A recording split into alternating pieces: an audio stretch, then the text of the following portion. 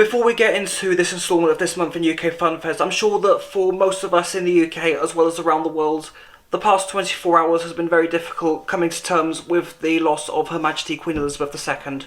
We are thinking of the royal family as well as the many friends of Her Majesty during this absolutely dreadful time. Queen Elizabeth had the longest reign in British monarch history and has left such a massive legacy and has lived such a massive life that I think we will forever be thankful for. So thank you so much, Queen Elizabeth. Rest in peace. And once again, thank you so much for all that you have done for us.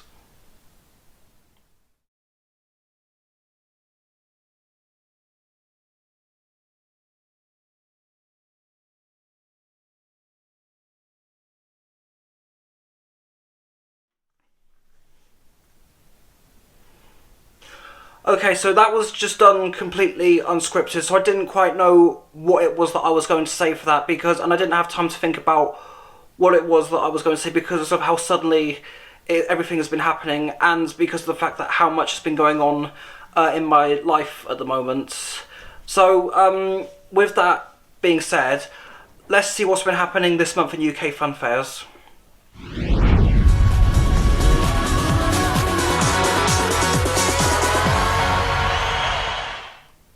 So hello and welcome to the August 2022 instalment of this month for UK Funfairs. Now I think it is the second year anniversary of this, so yeah, when I started this thing 2 years ago I didn't expect it to kind of get the reception and the response in the way that it did. Now we're not actually going to be doing much for this episode in front of a camera pretty much, because I've got so much to get on with and I've got so much going on in my life at the moment, especially with what's been happening in the past 24 hours recently. So diving straight right into this, let's just start off with the events. Nottingham Riverside Festival made a return for the first time in 3 years after the past 2 years being cancelled due to the COVID-19 pandemic. Not a lot to report on this particular written, as most of the usual stuff returned from the previous year with not really much changes other than the absence of maybe a couple of rides and the attendance of the former Raymond Eddie Jr. bungee. More of that will be included in the ride changes segment. The organisers of Bristol Balloon Fiesta announced that there would be a return of the Funfair. Following a slight decline at the 2016 event, then a massive decline since the 2017 event. It would be making a return, but we were not expecting a large scale like in 2015 where it was the last time it was a massive fair. Details of exactly what the lineup consisted of were not 100% confirmed, and we personally decided not to visit this event following previous decisions and actions made by the event's organisers. Stanley Thurston and Sons Funfair have announced that the remaining dates of the pop-up Fun Park event on Longholm Way in Bedford have been cancelled. This is due to the record-breaking temperatures and extreme heat making it difficult to continue running the events, as well as for the safety of their guests. And next up, let's have a look at some new rides coming to the UK Funfair scene. Some updates have been shared on the new Tivoli remix named Jet Force for John Davis.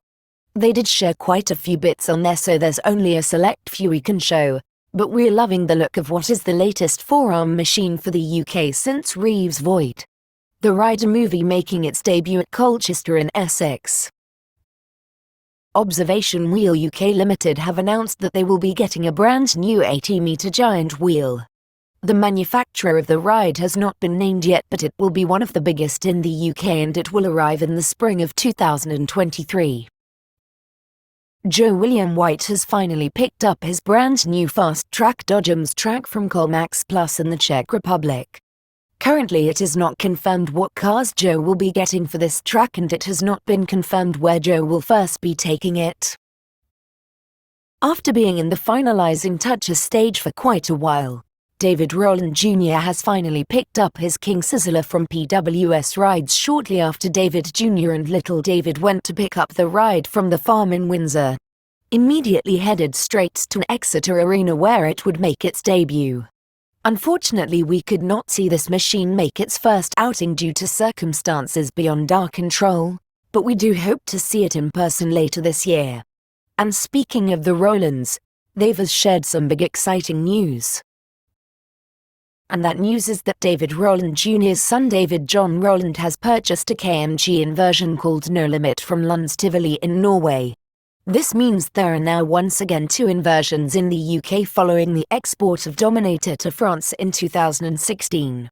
The ride will be making its first ever outing in the UK with young David at this year's Tavistock Goose Fair, which we may swap to visiting in favour of Tewkesbury Mock Fair. John Wesseldine and Taylor Cole both have bought a brand new runaway train roller coaster brand new from Govan Luna Park.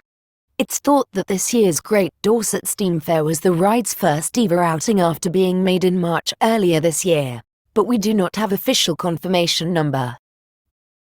Going back to PWS rides, as they have shared a photo of another brand new Sizzler that is currently in the works.